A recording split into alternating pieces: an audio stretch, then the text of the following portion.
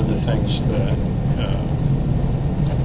I always have to be careful when I quote numbers, so I'll look it up, or we can look it up just to be sure, but I think North Carolina's $1 billion higher education bond initiative 3 or 4 years ago passed with 73% of students.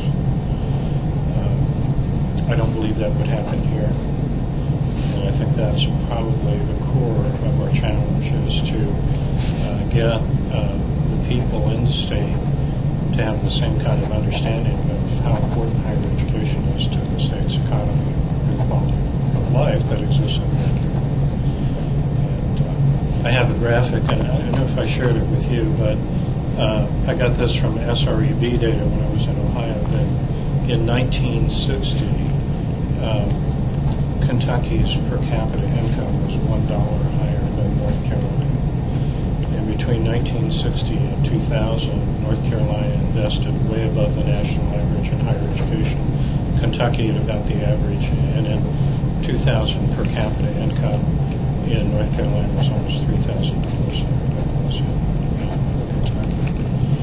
And it's just a wonderful example of the transformative power of higher education in all kinds of respects, and I think it's sort of goal we should have here too.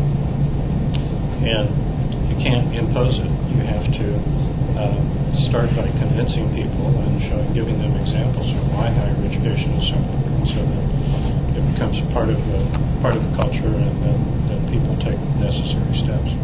What's it cost? How many more people need to go to college? What have you put any?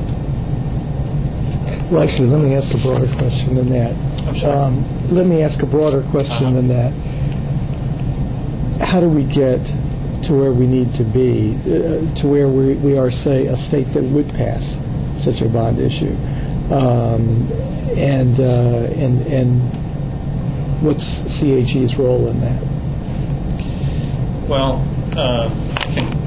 if I can, take sort of two tacks to that. One is some things that we're doing as a commission, and then the others to talk about the context of the Higher Education Study Committee, which is in the process of doing a plan for higher education in the state.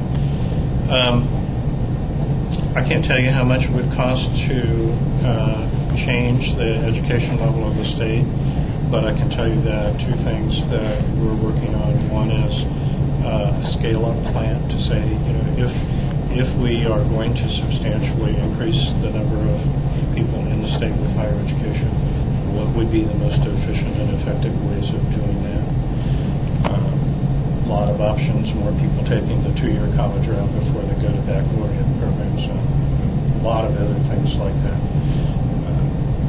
Look at distance learning, but that's, really hasn't shown to be a less expensive way for the most part.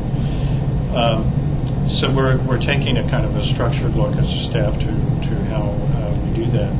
The other thing that we started right away, and we're not ready to go out yet, but is what we call a knowledge economy awareness effort, and that is going out into the communities and talking to people about what's the knowledge economy, where does South Carolina stand vis-a-vis other states and nations, and what do we have to do to be more competitive. And the idea is to talk to, I think political scientists often call them grass tops in the communities, people who are community leaders, and begin to connect with them about how we need to